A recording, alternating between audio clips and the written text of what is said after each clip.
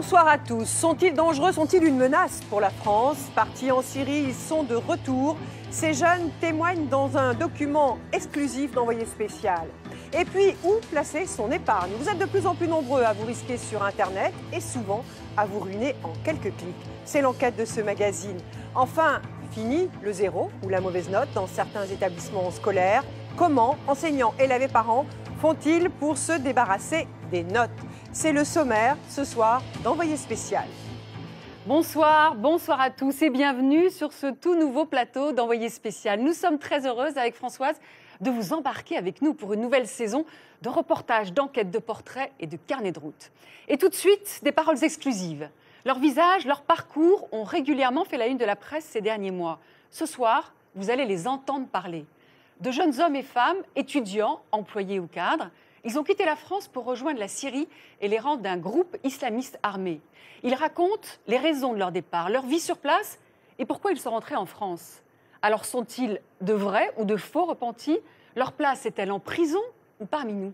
Regardez, c'est un document rare sur ces Français de retour de Syrie. Il est signé Caroline Flavini. Elle sera avec nous à la fin de ce reportage.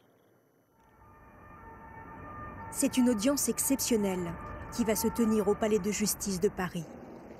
Maître Xavier Nogueras est un peu tendu. Dans quelques heures, l'avocat va tenter d'éviter à l'un de ses clients de retourner en prison. Oui, c'est ton avocat, ça va? Bien dormi? Tu comptais venir avec ta femme? Je pense qu'il vaut mieux que tu viennes tout seul.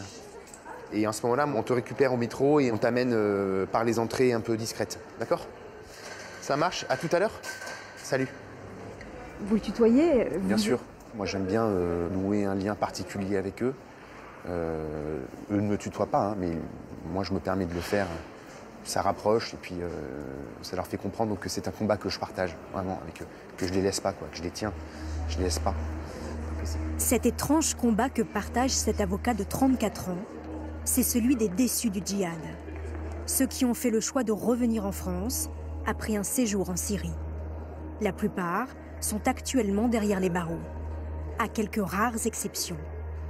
L'homme qui se cache derrière la pochette rouge a passé 1 mois en Syrie, puis a préféré revenir en France. Aujourd'hui, les juges doivent décider de le mettre en détention ou de le laisser libre en attendant son procès. 2 heures plus tard, la décision tombe.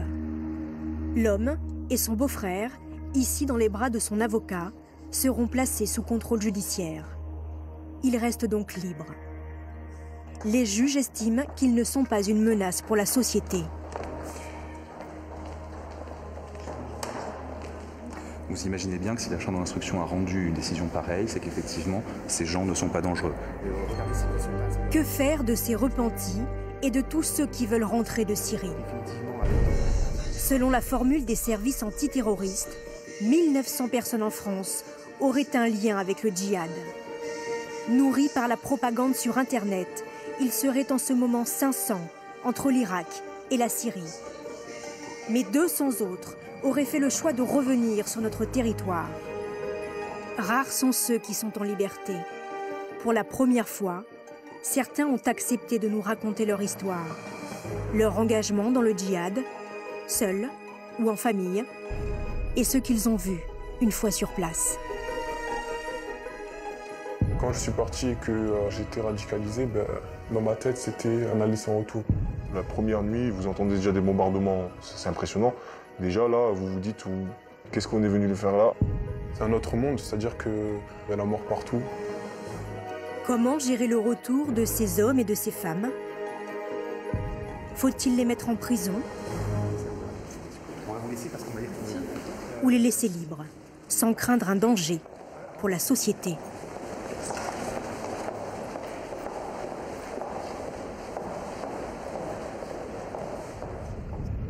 Quelques semaines plus tard, nous partons pour la région Rhône-Alpes avec Maître Nogueras. Son client, Mehdi, que nous avions vu au palais de justice, a accepté de nous rencontrer. En rentrant de Syrie, il a fait 4 mois de détention provisoire. Il tente aujourd'hui de retrouver une vie normale, aux côtés de sa femme et de ses enfants. Comment ça va? Ça va bien. Ça fait un petit moment qu'on ne s'est pas vu. Mehdi a déménagé dans un nouveau quartier. Ici, personne ne sait ce qui lui est arrivé, mais il accepte de nous raconter son départ en Syrie, à condition de rester anonyme. Les musulmans, en fait, en général, ils cherchent à vivre dans un endroit où ils peuvent, on va dire, pratiquer leur religion de la meilleure des manières. Je ne suis pas en train de dire qu'en France, on ne peut pas la pratiquer. Nous, on aimerait, par exemple, vivre sous un État islamique. En fait, quand on dit État islamique, c'est dire un État où la charia elle est appliquée. La charia, c'est la loi islamique qui codifie la vie d'un musulman. À ce moment-là, Mehdi souhaite émigrer, mais pas n'importe où, en Syrie. Dans l'islam, c'est là-bas qu'aurait lieu la fin du monde.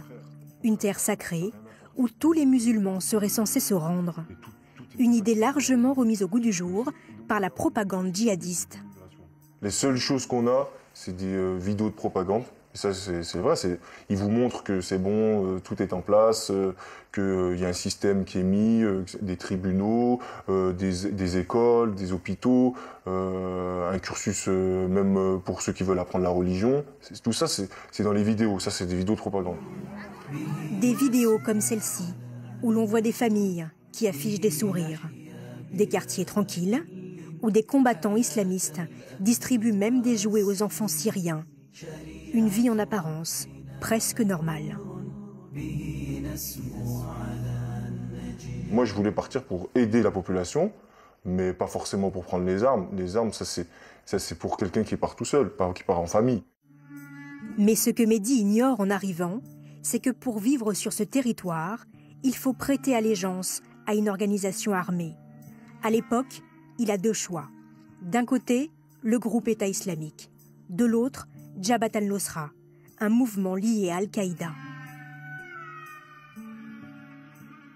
Vous franchissez la frontière, vous voyez en fait déjà les problèmes d'unité en fait de la rébellion. Chacun il va essayer de mettre en place son autorité.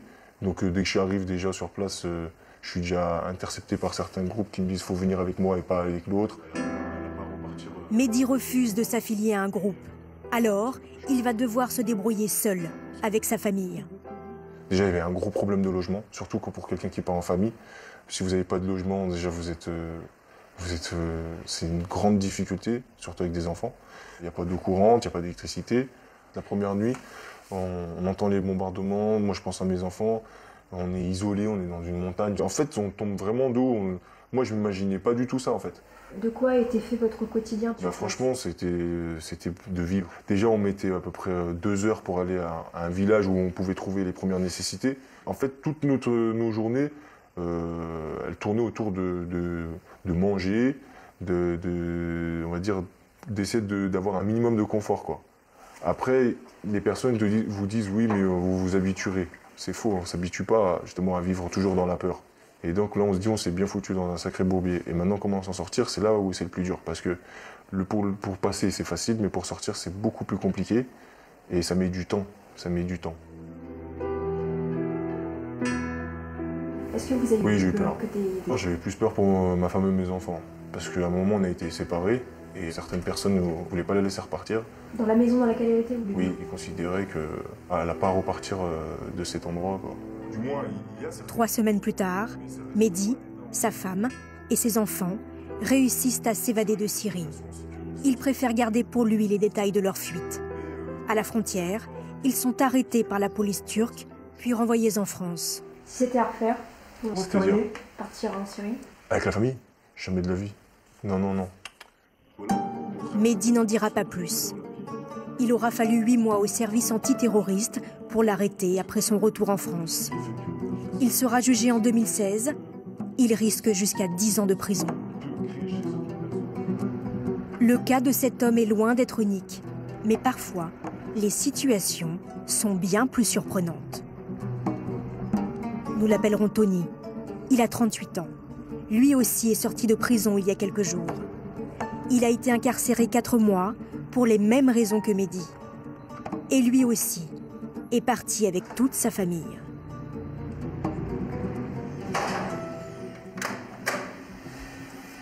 Xavier, comment vas-tu? Ça va? Merci.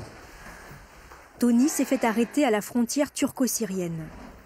Pourquoi ce Français catholique, converti à l'islam, et cadre